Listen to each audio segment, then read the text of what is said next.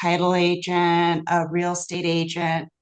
There's probably a lot of things that you're doing that take up time, that are more administrative tasks, maybe some sales related tasks, marketing, are also functions that are perfect for outsourcing. So we're going to go through all of that.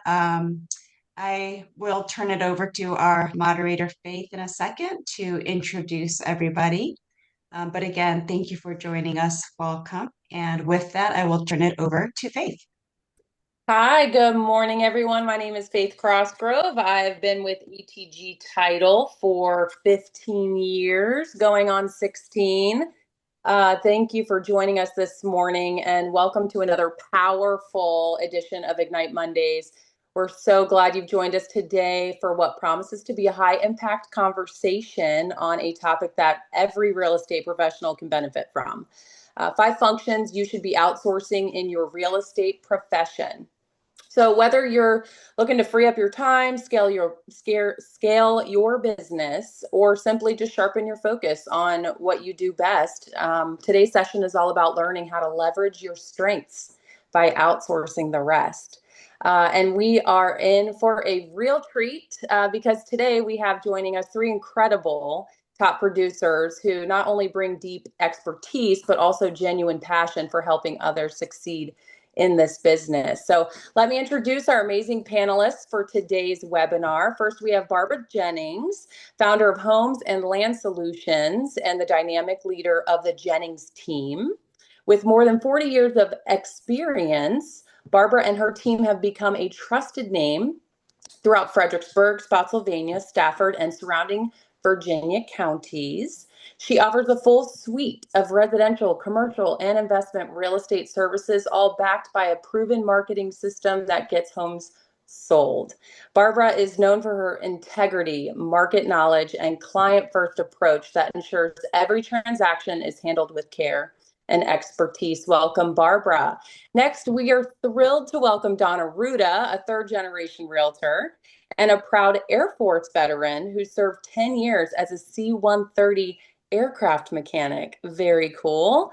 Since launching her real estate career in 2006, Dawn has been a consistent top producer for 12 consecutive years, earned numerous accolades, including Realtor of the Year in 2020, and is currently serving clients with excellence at Ross Real Estate in the greater Piedmont area of Virginia. Her reputation for collaboration, adaptability, and client advocacy has made her a trusted partner and a go-to expert for navigating even the most complex real estate situations. And last but not least, we have Harry Hasbin. We are honored to have all of you. And with Harry Hasbin, a mega agent with Keller Williams, he brings 16 years of experience and over 500 closed sales to the table.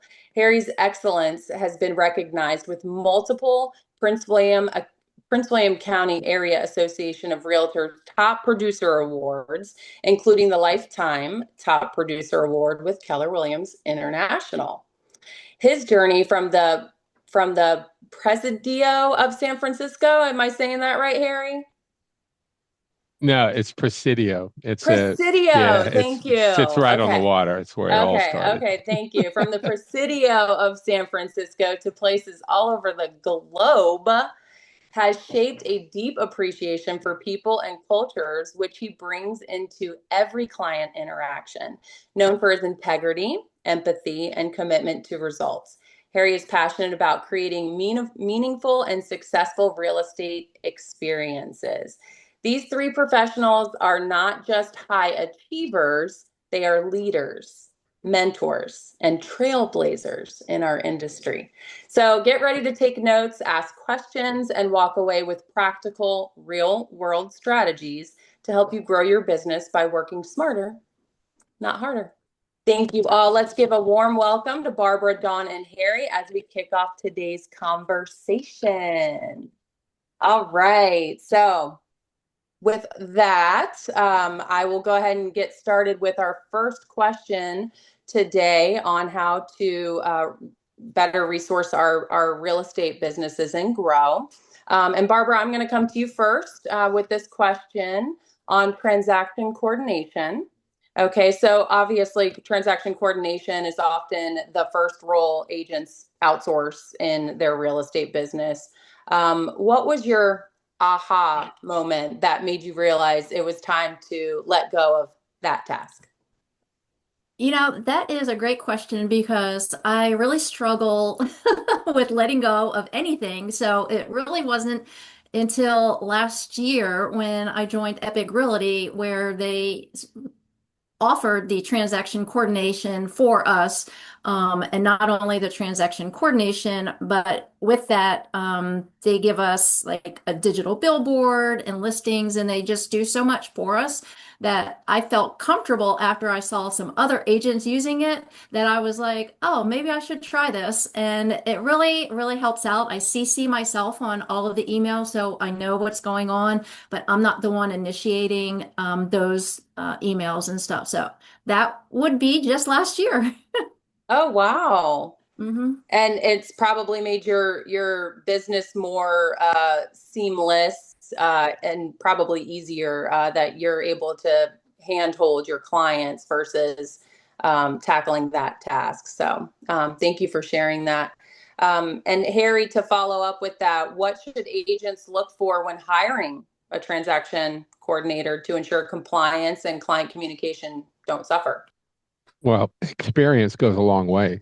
I've kind of had the whole gamut failing forward. Sometimes it works, sometimes it doesn't, right? And also, you need to find a TC that vibes with you because each of us is different. Each of us, our needs are different, and the way we communicate is different. So finding somebody you can work with, preferably, if at all possible, a licensed agent so that they can speak because there's so much that they really an unlicensed agent, unlicensed TC doesn't have that flexibility. And lastly, just somebody that I's are dotted, T's are crossed because you have to be able to leverage. And the goal is you're not hindsighting, meaning you're not looking back and say, oh my God, is the EMD in? Is this done? Is that done? Did they call? When's the home? The millions of things that come up, take it off my plate because really I need to be in the field. So those are my things. If you can do that, and I don't look at the money is the other thing. When you find somebody really, really, really good, you don't want them to leave you. And honestly, you want to endear them to you so they stay with you for the long haul. Yeah. Oh, that's great feedback. Thank you, Harry. And how about you, Dawn? Dawn used a TC, transaction coordinator, but it didn't work out. As we've had previous discussions.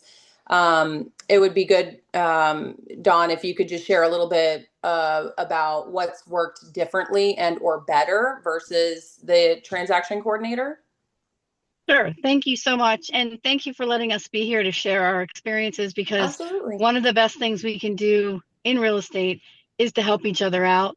So if someone can take something away that makes their day better, their job better, their career better, just everything better, I'm so happy to be part of it.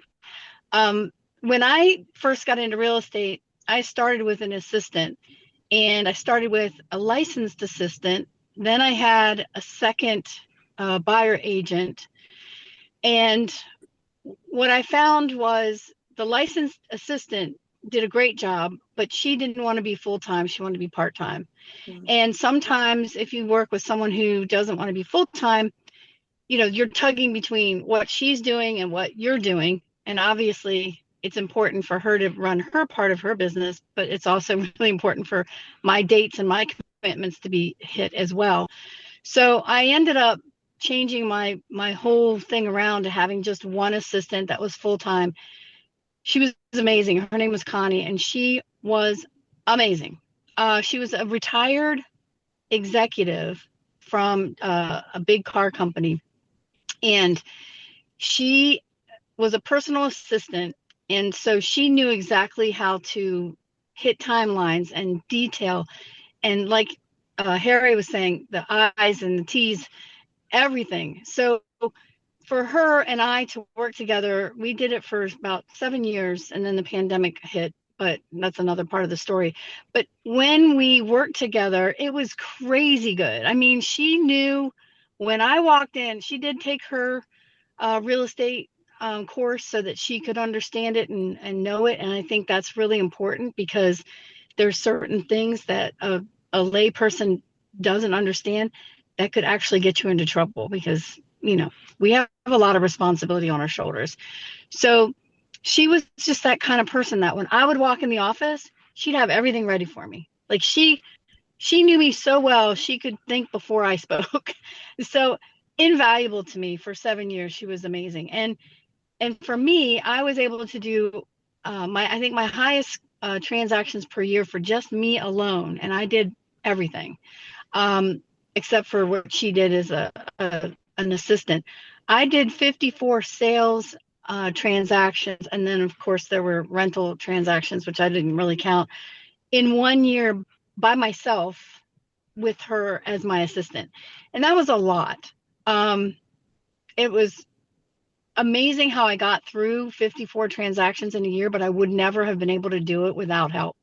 And I recommend, even if you don't use a transaction coordinator, if you get to the point where you think you're going over 20 transactions a year and you still want to have a life, you either have to find a transaction coordinator or you have to find a really good assistant who can work well for you and that you trust. And I trusted her with everything. She even started to get to the point where she was taking care of some of the personal things in my life just to make it easier for me to do what I had to do. She was amazing. Totally probably underpaid her now that I think about it. But she was worth every penny I did pay her, but she was invaluable to me. So I would suggest that, yeah, if people get over 20 transactions and they want to continue to have quality time, a transaction coordinator or a really good assistant is a must. So that's someone we can't clone as a robot. Believe me, I wish we could. Darn. She was just amazing. That's great. But maybe look for that in the resumes, I'm a retired you. executive who still wants to work. Yeah, well, that's great. Thank you so much for sharing that, Dawn. And for those of you guys on our webinar this morning and attending, if you guys want to drop a chat about if you've used a TC or if you're thinking about it, and we can answer questions kind of as we go. I'm going to go ahead and move on to our second question, which is kind of going into the administrative support, which is what Dawn just kind of shared with us versus the transaction coordination. And so, Dawn, if you can just kind of continue on with that, since you didn't use the transaction coordinator and you used the assistant instead, can you let us know the benefits specifically on the assistant versus and the difference between having an assistant and a licensed assistant? The difference in benefits? Well, I'll tell you because I had both, and I did have a transaction coordinator that was offered in my, when I first got into real estate, I was with Remax and they did offer that up. And I think and then I went to a private one because I felt like maybe a private one would spend more time for me. But I think the big question to ask the transaction coordinator, even if you're hiring a company, is how many transactions are you going to be watching every day or every week or every month? Because in real estate, because we're so fiscally responsible, it's hard to give that control up to somebody else. So you really have to understand where their model is and how their model works for you. Because like Harry said, you don't want to worry about whether that EMD got put in or not. And so I felt like I was always checking up. And if you always have to follow up, then the transaction coordinator is not taking anything off your plate. Does that make sense? Absolutely. So that's you have to get a point. really good one. And again, the whole point is to take certain things off your plate. And if they understand real estate really well and make sure they understand the state you're working in really well, because every state has different rules. And some of the transaction coordinating does come from companies that offer in many, many states. So you want to make sure that they have the experience and the knowledge for your state. But I mean, it can work out really wonderfully. But for me, having the licensed assistant helped me greatly. What a real estate licensed assistant can do as Harry probably knows, is they can go out and open lock boxes for you. They can change out keys for you. I can't tell you how many times I got into situations where I couldn't get a key out or in, and it was a time thing, and it was so helpful to know that she could go out and do that. She could show property for me. She could meet someone at the property for me. She could jump in an open house for me if I needed her to. So she could do all the things that a regular real estate agent can do, and she had no problem doing it. She didn't like being a real estate agent because she felt like that responsibility was a lot, but she loved being able to help me so that if there was a scheduling problem, or I got sick, or something happened to my kids, I knew that she could take over. And that's a big weight, especially as I'm getting ready to go on vacation for 2 weeks. I take a 2-week vacation every other year, and it scares you to go away if you don't know that you have someone that can take care of your business while you're gone. Obviously, you have to take phone calls, and sometimes you have to excuse yourself in life as a real estate agent to take a call. But knowing there's somebody there that can take over for you is huge. And now I have, Wendy. I have Wendy as a partner agent. And so Wendy and I partnered up for that reason, because we realized that between all of life's obligations, it's nice to have somebody that can have your back. So Wendy and I, we just teamed up when I got over to Ross Real Estate. We teamed up together on a transaction while I was away on a trip, and it worked out fabulous. It could have never worked out better if I didn't have her. And so when I got back, I said, kind of naturally makes sense for me to ask her to partner up with me. And thank the Lord, she did say yes. And so now I have her as a real estate partner, and it's not the same as a team member or assistant or a transaction coordinator, but I know that she will take care of my transactions if something happens or if I'm away. And it's been a beautiful thing. It really is. And they always say if you want to grow your business, go on vacation. So yeah. So 2026 is going to be a great year for you, Dawn. Yes, we literally just had 4 transactions ratify last week as I'm getting ready to go out of town this week. So, yeah, it always works that way. Yeah. That's great. And I I adore Wendy. She is, she's fabulous. So yes, I'm glad that she's able to partner with you as a realtor. And I'm sure, you handle the tasks together with the transaction coordination and assistance, with everything that you guys have to do as realtors. She's really good. She's fantastic. Really good. Yeah, she's great with the paperwork, which is also awesome. Yeah, she answers things before I answer them. Like literally. She's good. She's really good.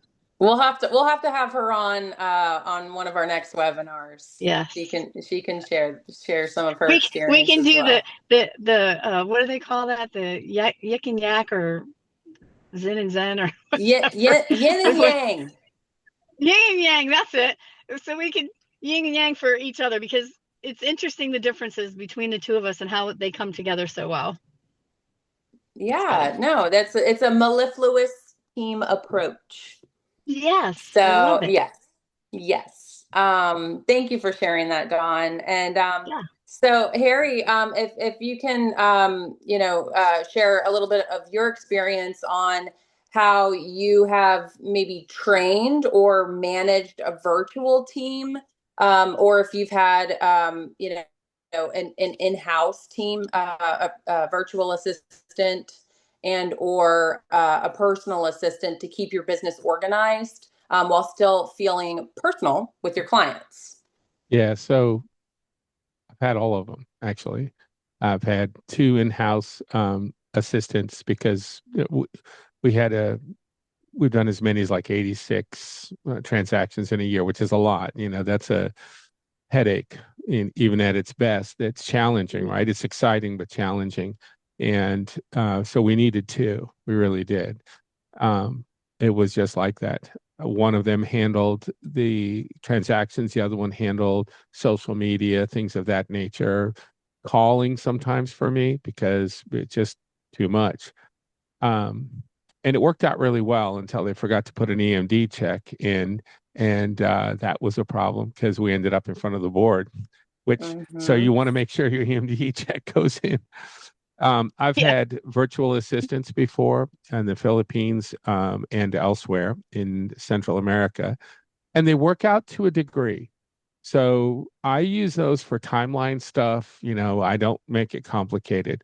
I've had licensed agents that worked as transaction coordinators that were actually probably for me, that was the best model ever because one time I was on the middle of nowhere and I got a text, this person wants to write an offer. And after a few minutes of going back and forth, she said, I can write it. It's not a problem. And so I said, go ahead, because there was no way I was going to be able to write it where I was.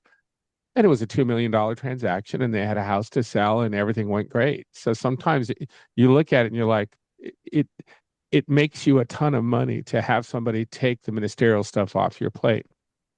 Mm-hmm. You asked me about, what was the other thing you asked that I could speak to?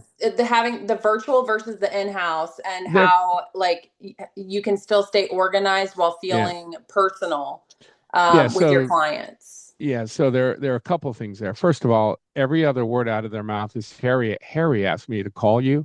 He wanted to make sure that this and that. Harry actually was just speaking about you. In other words, my name is spoken all the time, not because I'm special, but You are because special, Harry. You are special, Harry. but You're you very have, special. oh hush, you have to say it over and over and over because here's the thing: we're in a people business, we're in a relationship-based business.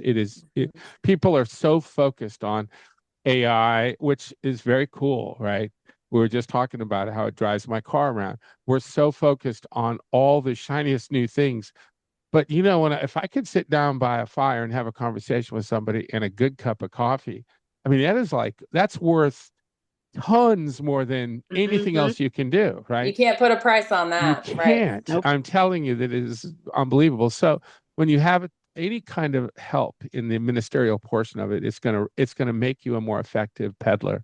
And then with respect, so that's the one thing that Letty did for me was it was amazing. She would call and go down my list. She'd start at A and end at Z and then do it all over again. Once 10 days, once every 2 weeks. Then it became once a month because you build your business. And now I've got thousands of people on my dad, but you can't just call them all. So, but she does. This is one of those things that keeps going and going. So having one or two, and then I'll leave you with this. Not only did I use transaction coordination virtual for that at times, I did it before the do not call list was such a big deal as ISA. I was doing ISA work 17 years ago when I first got my license. I jumped on the phones and it was highly effective, right? Training people how to function at a very, very high level. We would do things like sit in a room and make calls until we had an objection, and then that objection would create language that we would use on furthering what we were doing, right? TCs can learn quickly. I the one thing that was said earlier was that make sure they are not overloaded with other clients. And that has been a bit of a challenge because when they start making money, then they begin to veer off and bring on more people. That's why I say just pay them what they want, not to get too busy, because in the end, it's going to help you. I hope that helps. Absolutely. It absolutely does. Thank you for sharing that experience with us. With transaction coordination, whether it's virtual or in-house, and or having an assistant, do you all ever allow them to manage your emails? I did with my assistant. But I didn't do that right away because you really are liable for everything that comes out of those emails and those phone calls. So as we were getting to know each other, I was very specific about what could be written and what couldn't be written. And like Harry said, people want to know you didn't disappear on them once you've gotten the transaction. Like once you've gotten the listing Very or true. once you've gotten the buyer, they don't want to know that you've been passed off to someone else because they Right. hired you. That's right. And and that's important because the name that they're asking for is based off your reputation, and someone probably even gave your name out. So you have to make sure that whatever goes in an email, everybody knows about. And I do have one rule in with Wendy and I, excuse me, that works really well.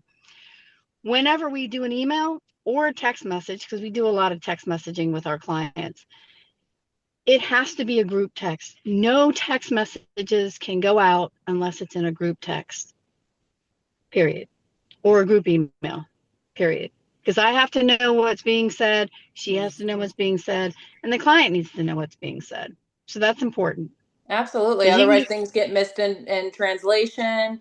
Things get missed on the contract. You're getting to the settlement table, and next thing you know, you're missing A, B, C, D, E, F, G. Yes, absolutely. And that same documentation can get you out of trouble, because I did have a situation where I had a client who was an accountant, and she got her ear bent by an attorney who said, well, I could probably sue her and get her to pay for your cable, because she thought that the cable should have came with her new home. Well, once we got into the emails, we found out very clearly that I spelled it out in those emails that the cable was not included. And that was important because those emails basically saved me. Yeah. Because it was clearly in writing that. And so I always say, if you think it can get you into some situation that you don't want to be in, put it in writing. Absolutely. Yep. Can I add something to that? Please do. Yes, Harry, I'd love to hear that. So I've had 3 lawsuits against me for something that was accused, different things, right? That I said this or that. What they didn't expect me to have was the emails from 6 years ago or 7 years Right. ago, and in one case, 10 years ago. I Wow. never delete an email. I No. have 250,000 emails in storage. Gosh. I do. I do. You Because have to keep them. you do. So nobody does this because I was a weirdo, right?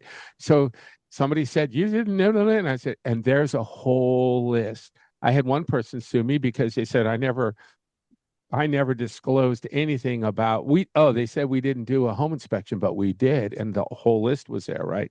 All this stuff that goes on, right? You will never see it coming. They will absolutely blindside you and just save your emails. One of those things that people don't do, and I mean in perpetuity, pay for the stupid storage. You will never regret it.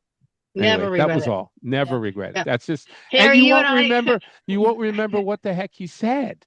It's right. I mean, I really forget stuff. You're like, oh, yeah, what the because hell? Harry, like you said, it came out of nowhere. I was like, what? You're serving me papers for what?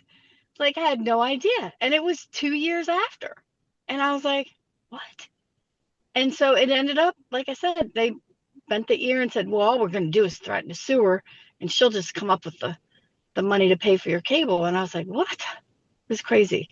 Of course, it didn't go anywhere because obviously I had all the emails and all the text messages and I even took pictures of all of my Bright MLS listings, screenshots, to show that I clicked the right buttons on all of the MLS products. So That's right. There. So take notes, real crazy storage. dot your I's and cross your T's, and have an assistant and or transaction coordinator that you trust to do that with and for you in your real estate business. Amen. I'm going to go ahead and move on to our next question, which is regarding our marketing and our social media, which I know this is a big part of our jobs in the real estate profession. This is how, we go fish for new business. And so I'll jump right into that. And I guess, Harry, we'll go back to you on social media can be a full-time job, as I just kind of, shared. How has outsourcing marketing content creation changed your day-to-day workflow? This is a big topic, and I know we're almost we are more than halfway through, so this might take up a decent amount, but it's a vital portion of how we generate business and stay in business. So with your day-to-day workflow, how has that changed by outsourcing marketing content? So I do outsource a lot. I actually will outsource anything if I can get it done, because my time is the single one most valuable thing in the universe for me, because I have kids and life and all that, right? Mm-hmm. So if I can leverage and do a good job and perform at a high level, I'm cool. I do everything I can in the digital media, and I outsource as much as I possibly can. So I'm driving down the road. I do videos all the time. They'll last sometimes 10-minute videos, and people go, "Oh, that's too long. Everybody says 3 minutes or less." You send them out, my peeps, and some are in the Philippines and some are local. My Philippine assistant are so good at this. They're amazing. This is their 10%. This is actually better than a TC, in my opinion, when you start talking about various places. Like there's TCs in India and TCs in Pakistan and TCs in the different areas of the world where they work for almost, I don't want to say nothing because it's demeaning, but they work for a lot less money and they're better at it than I'll ever be. They're 3 steps ahead of me, right? On AI, on everything. They'll break it down, and there's all these little shorts now that are out there on my YouTube, and then we rotate, and I'm constantly doing stuff. So on that regard, absolutely outsource it, because you can't catch up to what they can do in their time. It's just so much better. In the evening when you go to sleep and you've sent out, like lately, I've been sending my photographs out. I have a camera. I actually take pictures, and not of my assets, but sometimes something really cool. And around that, they will do something that's, interesting social media. As it relates to what else I do, trying to think what would be the best way. I would tell you that AI is the next thing. So, and while it's new, it is something that I'm uncomfortable using it for language in my listings, because fair housing, there's some things in there that come up. I'm like, you can't say that, So I'm like, better be a little careful there, But outside of that, it can do so much. It can really help. And if one of I have a couple of these experts that work, and they work for $250 a month. So when you look at that, right, think about how much can get done. The more you're out there and the more real that you are. One thing I don't do is I don't come across like, a know-it-all. I'm just a guy, right? And I'm talking plain language. And that is so effective. I have people call me. You would not believe the amount of people who just call and say, "Hey, I saw something you did, and can you tell me more about that?" Right? So that's number one. Number two, I showcase properties. And I'm like, and it's very short interactions. It's like, hey, there's an investment property where the return of investment is like, 20%, which is real, right? Or 15%. If anybody's interested in a great deal, for example, I've got a property that's not on the market yet. Can I send you the information on it before it hits? Things of that nature are very effective. What else? Yeah. Social that's media, great, Harry. Thank that you. should help. Oh, one last thing. Make sure you have a YouTube page, right? That is like so many agents don't even have a YouTube page. Have an Instagram. Facebook is kind of waning right now. So you want to be, ahead of that game. Don't fall behind. So anyway, I do leverage that. It's an important one to leverage. Barbara, I'd like to get your thoughts and feedback and experience on this topic with marketing and social media in your business. And so some agents worry about losing their voice and their brand when they're outsourcing something, when it comes to marketing and content and putting it on your social medias. How do you ensure consistency and authenticity in your online presence when you're using a marketing assistant for your real estate business? First and foremost, I think you have to really let the person that's working for you understand who you are as a person and what you want to portray out there to everybody. I've got certain niches, short sales, and then I have a living in Fredericksburg YouTube channel. And just having that dialed in is really, really important, when you're looking for somebody, to do anything on your behalf. And then also on the outsourcing, a lot of automation and AI has come into place. And I'm working on with a company currently with AI to be able to put content out for me a little bit more efficiently than what I currently have. So that's in the process because AI has changed things. Our real estate business is always changing and evolving. What we used to do just 3 years ago isn't working. Much like 3 days ago. Yeah, Harry's like, Yeah, right. your YouTube channel. Like, I have 2 YouTube channels, specifically because of that. You got to have that online presence. Yes. And so I know that there are a ton of AI tools, and this could be a whole nother webinar, but there are a ton of AI tools where you could just, recite A, B, C, D, E, F, G, the whole alphabet, and then it'll create your script for you, which would ensure your presence, but possibly not your authenticity. Have you ever used any AI marketing tool like I that? have. I have. I've used several. I've used HeyGen was really the most popular one, and I still use it just because you can do like short little things and you can just voice over stuff and just real simple, easy platform, pretty inexpensive. But like you said, there's lots and lots of different AI stuff, and the platform that I'm looking at now that actually has HeyGen going to be integrated into that along with some others. And then it will be programmed to, like Harry was saying, in regards to fair housing and stuff. So all of those prompts will be put in there. So I won't have to be like, oh my goodness, that's not in there. So having the right prompts to make sure that it is in compliance with all of our Virginia real estate, with fair housing and anything else, that is the first thing that is going to be uploaded with this new software that I'm looking into. Very cool. Yeah, I mean these AI tools, specifically with your marketing and outsourcing that as not really a transaction coordinator, but definitely outsourcing the marketing content creation.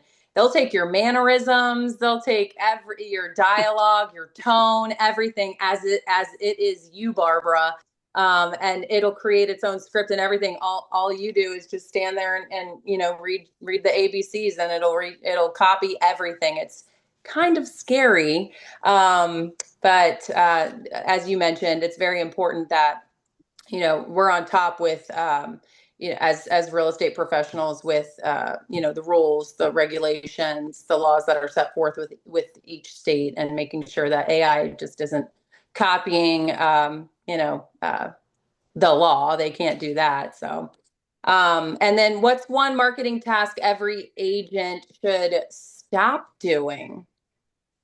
That was a very interesting question. Yeah. Great Because question, I was though. well, it was because I was sitting here thinking how I do my marketing, and we had talked about this earlier, but because I always felt like you have to know the name. Like the name has to be synonymous for the area, and it also has to represent something that everybody's looking for. Like, oh yeah, Donna Ruta, I trust her. So for me, marketing is tied in with lots of different avenues. I do postcards when I list a house. I do postcards when I sell a house. I put my name on the shopping carts at Harris Teeter. I advertise in the local lifestyle magazine. I have CGI who I hired to make sure my Google page is kept up to date and is always getting refreshed with whatever information I send them, which I'm really bad about, but I try. But for me, it's like, which one would I cut out or recommend someone not use? But I don't know of one that's not effective if your whole goal is to get your name synonymous with the area. The more they see it, the more they connect. So, like when I first did the shopping carts, I thought, well, I probably just blew that money. But I've been on the shopping carts now for I think 7 or 8 years, and I can tell you that I get text messages all the time. Hey, I went shopping with you today, but you couldn't tell me whether I should get fish or steak. They just crack a joke. So that's effective because they're That'd seeing be me. cool to incorporate that. I'm Yeah, always a firm believer in making sure that when you're doing branding campaigns in your marketing to have a call to action. right. So when you are on the shopping carts, or if you are in a magazine or the local newspaper, and I know that stuff is still very prevalent because again, this is a personal business, to ask for the business, or hey, Right.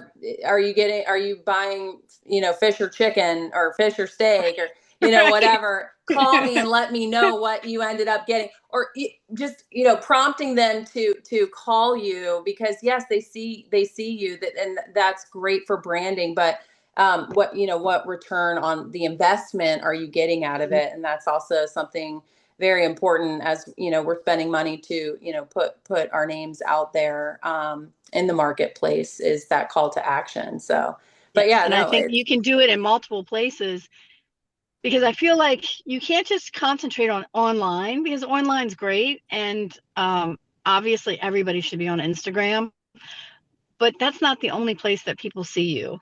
right. And especially for someone who has my niche market right now, because I've lived it and I've done it, is the baby boomer generation, which is my generation. And they're moving, but they're moving for lots of different reasons. They're not just moving because they need a house. They're moving because they either move down and they want to move back up, or vice versa. I mean, I'm heading to a home inspection today where the people are moving up again and they're in their 70s. They're They moving got to into be a near bigger their house. grandkids. Right. Exactly. So you do have to market across not only your niches, but across the area so that when I first got into real estate, this is a pretty funny story about marketing. I wanted to be Robin Law. And the reason I wanted to be Robin Law was because everybody knew her, everybody trusted her, and everybody thought she was the number one agent. Whether she was or not was irrelevant, but they all thought so because everywhere you looked, you saw her. So I was like, I need everybody to know who I am. So from the very beginning, I wore my name tag everywhere. I let everybody know I was a real estate agent. I mean, a lot of that you can do personally and it doesn't cost you any money when you're first getting started. So you can just wear your name tag out everywhere and introduce yourself as a real estate agent everywhere you go. And eventually everybody catches on and goes, "Oh yeah, she's a real estate agent." So it's important for that to be your Brand. focus. Mm-hmm. Yes, Your brand, your primary exactly. focus. Absolutely. Yeah.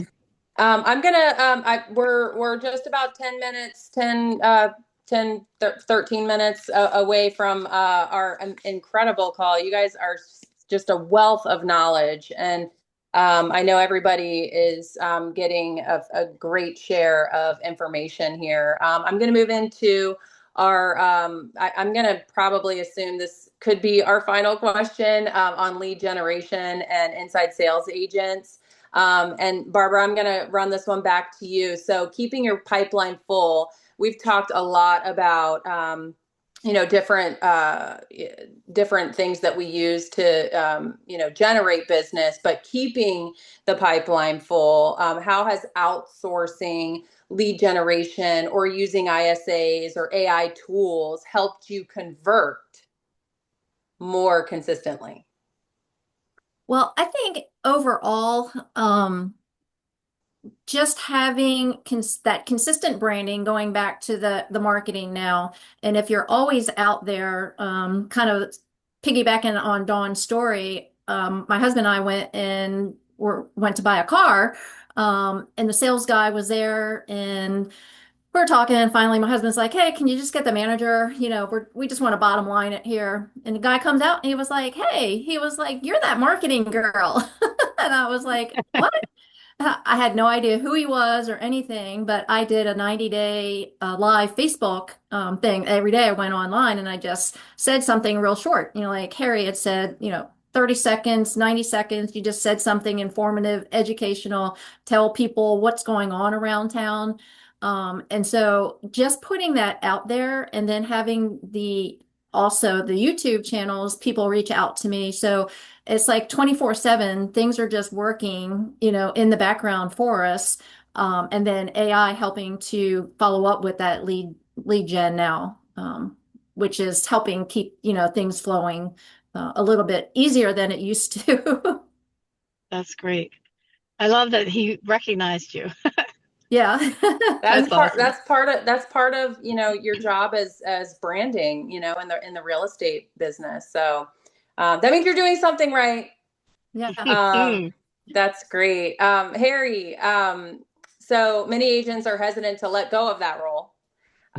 So with mindset shifts, does an agent need to embrace to successfully outsource prospecting? I mean, it's a simple numerical sequence, right? You can only make so many calls in a day. And the question is, are you counting calls or conversations? Right. And so when I'm working with an ISA, which I started when the very first ISAs, right? Like selling maintenance agreements 40 years ago for Sears. So I actually have some experience on phones, right? And the thing of it is that you cannot keep up. You cannot keep up.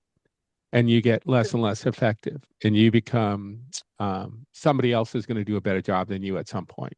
So how do you do it? You have to teach language skills, really good language skills to your ISA. They have got to be able to speak with articulation, kindness. There's an empathic thing that needs to happen. They need to say your name all the time. And they just need to say, hi, I love you. I know that sounds weird, right? But obviously they don't say, hi, I love you. What they're doing is they're reaching across an electronic format, a telephone, and they're reaching out and they're simply communicating, hey, Harry was thinking about you, whatever angle it takes, whether there's something new going on, was your roof damaged, he's really worried about you, you guys okay during the flood, anything like that. You're reaching out to let them know you're thinking about them and you care. And that is the single one thing that an ISA can do on a regular basis that will just, people will call me 10, 12, 14 years ago. I sold them a house because we still send them stuff. We still talk to them. Right. And they will love you forever. They will never leave you. When they trust you and they like you, Right. and you talk to them at least twice a year, they will never, ever leave you. So that's the one thing you can do.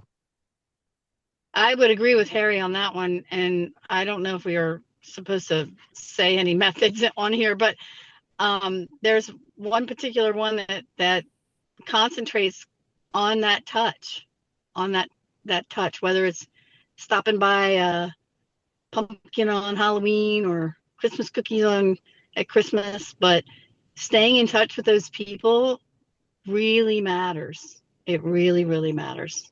And we just had a microburst here a couple of days ago, and first thing I did was reach out to some of the people that I was most concerned about that would have trouble getting in and out of their properties if the tree fell. And they really appreciated me reaching out. They were like, wow, thanks for thinking about me. And it was only through a text message saying, hey, we had a microburst here. Are you guys okay? If you have a tree down, let me know. Got my little mini chainsaw. Happy to help. But that's what this business is about. You can't put a price tag on the human connection in this business. It's right. It's critical. It's imperative. And as much as AI has really, taken over a lot of businesses, especially in the real estate business, you can't take that away, the human connection element. So thank you guys for sharing that. So I'm going to go ahead and move into our last question as we're right up. We might not get to everybody on this one, but it is on the listing coordination and staging. Have you guys outsourced, Harry, I'll give this one, or share this, have you share on this one, but from staging to signage, what systems or people have you put in place to ensure every listing gets red carpet treatment? So we offer really, whether you want to do individual, we do digital staging. We have an outstanding stager that if the property warrants it, and oftentimes I'll walk in and say, you need to stage this place. It looks like a warehouse, right? It can be pretty rough, right? And sometimes people are willing to do it, sometimes they're not. But you need to offer both digital and non-digital. As it relates to signs, I used to leverage it out, but I find my signs get wiped out after 3, 4, 5 months. They're all beat up and they look terrible, and the posts would look terrible. So believe it or not, my signs, I actually do my own signs, or I have someone on the team do it. And the reason is they look so much better. So I go out, I walk the property, I look at it, I talk to the client, I say, I'm going to come out tomorrow, gives me another chance to talk. And it's 2 seconds to stick it in the ground and put my sign there and put the lockbox up. So I used to leverage it. It's just one of those areas I incorporate into my model of communicating and lead genning and bonding, because one day I'm going to have to say, we need to drop the price. And having built that relationship, sometimes it goes a long way. So Harry, I agree with you 150%. I do all my own signs as well. Yeah. And you don't have to call Miss Utility. You can get your seller involved and say, well, this might be a good place. And they might say, well, when I pull out of the driveway, I want to be able to see. So I think like you said, it's another way to touch the client. Absolutely. I love it. I do the same signs last so much forever. longer. Oh my God. Yes. I come over and I'm like, what the hell happened to the sign? And they use these cheesy things to hold them up, and the wind hits it and they're ruined. Yep. And you got to order another set of 6 for $500, $600, $700. I'm not into that. So yeah, exactly. We're on the same page on that one, Harry. Well, it's part of the business and keeping everything organized, and your pipeline's full and your branding out there. And I'm gonna just, since we are right up on time here, just a rapid fire question for all of you all, whoever wants to chime in first. What's the first role you'd outsource if you were starting over today in the real estate business? With all these changes. Wow. I'd have a transaction coordinator. I'd have Connie back. Yeah. I would say an admin, in-house admin. Yeah. Full-time? Yeah. Full-time in-house. Yep. 100% agree on that one. Especially if you want to really make this your career. Because there's a difference between being a licensed real estate agent and then having this be your career. Because there are so many people out there that say, oh, I'm going to make real estate my business. Well, to make it a business, you have to treat it like a business. It's you a have to full-time business. It's a full-time business. Full-time. And if you're doing it that way, you can make it a career, and you can make it a very good career. But you have to go into it with a business plan, not just, I'm going to sell a couple houses a year, because you're not going to make it. No, that's not going to work. 100%. Yeah. Take it from the pros, everybody. Take it from the pros. Well, that's great. You all have been an absolute wealth of knowledge. I am so grateful that you guys have been able to join us today on our webinar, Ignite Mondays. I know everybody that has joined in with us today has taken a ton of information. And if there's any questions and answers, Alex, do you know if there's any that have popped up that we can address briefly? No, I think you did a great job, Faith, keeping the questions flowing. And then, of course, our panelists did an awesome job just with their robust answers and personal experiences. I really enjoyed hearing sort of the personal stories, even sort of the failed attempts and what worked, what didn't. I think that's critically important, as well as what did work. So I think we'll get a lot out of reviewing the video, and then we'll share it, of course, on our channels as well. So really good nuggets just of personally, advice. before I hang up, because I have a hard stop because of an appointment, I just want to let everybody know, if somebody reaches out that needs answers to questions or is starting their business and needs, I think it's kind of our responsibility to help them. So if somebody needs help starting out and they just have a question that they want to talk about, please feel free to give out my information. I'm happy to help anyone who needs it. Thank you, Appreciate that. Dawn. That goes the same for me too. Yeah, That's Awesome. great. it's our job. All of us. Yeah, I think we all feel the same way. We started out and we were looking for help, as people tried to mentor us. So I think it's the right thing to do, is to help people out. So I'm happy to help if anybody needs it. And thank you guys so much for putting this together. And I've really enjoyed it. But I'm going to have to jump off really quick. So Thank you so much, Dawn. enjoy your week. Appreciate it. Thank Bye. you. Thank you. The giver's gain. Thanks, everybody. Bye. Thank you Thank so you, everybody. much. We Bye. appreciate it. Thank you, Barbara and Harry as well. Everybody have a great week. Thank Have you, a great guys. week. Thank you guys. Bye-bye. Bye. Bye. Bye. Bye.